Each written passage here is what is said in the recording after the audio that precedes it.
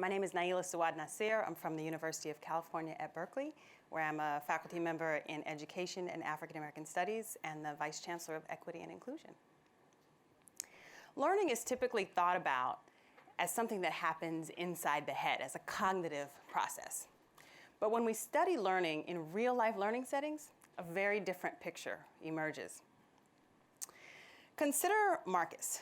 Marcus was an African American high school basketball player that I interviewed as a part of one of my very first studies. He was a big kid, tall as well as wide, and on the basketball court, he often seemed like he wasn't quite sure how to use this new, quickly grown body of his. But he studied the game. And when I interviewed him about the mathematics of his basketball practice, his average points per game or his percentage from the free throw line, he spoke eloquently. And his responses underscored the deep conceptual understanding of mathematical relationships that underlied his calculations. However, when I asked him similar questions around school math, he froze, mumbled incoherently, and misremembered formulas. And I have spent the remainder of my career trying to figure out why. If learning were just about cognition, then Marcus's responses should be the same, whether we're talking about basketball mathematics or school mathematics, but they weren't. So let me just say for now that Marcus's patterns of responses signals important things about learning. It signals some important things about the process of learning, about the power of learning environments, and about the role of identity in learning that our traditional concepts of learning have overlooked. The pictures on this slide depict learning as it occurs in various life settings, right? A group of children learning to play dominoes in a community center. A typical classroom scene where students are organized, sitting at desks in rows. A small baby underneath a baby gym at home under the supervision of his two older sisters. And what these pictures underscore for me is the idea that learning is inherently cultural for everyone. This is different than the way that we've thought about this relationship between culture and learning, where we viewed culture as the thing that inhibits learning for students who are culturally different. I'm arguing that learning itself is a cultural endeavor. Why? Because learning happens in the context of socially and culturally organized activities, classrooms, community centers, homes. It happens in collaboration with key social others, siblings, peers, teachers.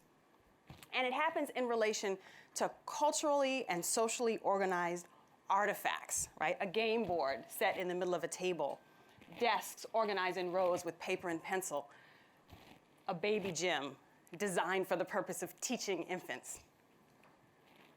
Not only is learning cultural in nature, but we develop selves as we learn. Learning creates identity, and identity creates learning. As we gain the new knowledges and skills of a domain, our sense of ourselves as learners in that domain is strengthened, which motivates us then to gain additional new knowledge, right? So learning and identity are thus in this reciprocal relationship. And both happen in the context of learning environments, which are powerful influencers over who gets to learn, what gets learned, and what identities of learners are available in those settings. And in our society, racial stereotypes are an important component of those learning environments and an important determiner of who gets access to what learning identities.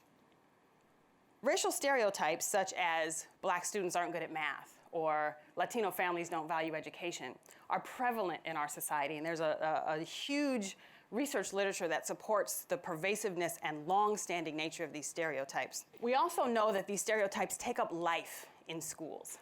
And students from marginalized groups then have to manage the stereotypes as they engage in the work of classrooms and the work of learning. Students use a variety of strategies to do this stereotype management. Sometimes they take up the stereotypes and simply give the audience what it seems to want. Other times they resist and develop strong identities as learners and counter narratives. But whatever strategy they use, what I want to highlight for you today is that this work of stereotype management takes a lot of time, a lot of energy, and a lot of emotion, right, that detracts from the actual work of engaging with learning.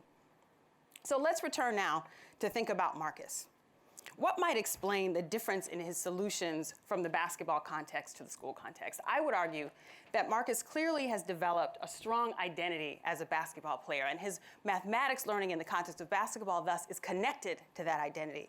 Whereas in the context of school, he's not developed a strong mathematics learner identity.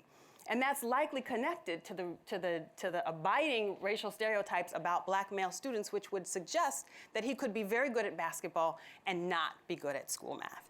So in many ways, we could see the story of Marcus as him reproducing the racial stereotypes that are put upon him by society. So one component then of successful learning environments, of effective learning environments, is that they push back on those racial stereotypes, that they disrupt them and render them untrue, either explicitly or implicitly. So what does all this mean for how we might teach if we're taking the cultural nature of learning seriously? I argue that we must see all children as capable and brilliant. We must teach in culturally relevant ways. We must provide multiple ways of learning and knowing. And we must promote opportunities for students to be whole people, to bring all of themselves, including their racial selves, into the classroom. And if we do that, we will create classrooms where all learners can be successful and where students like Marcus are treated as capable and powerful learners. Thank you.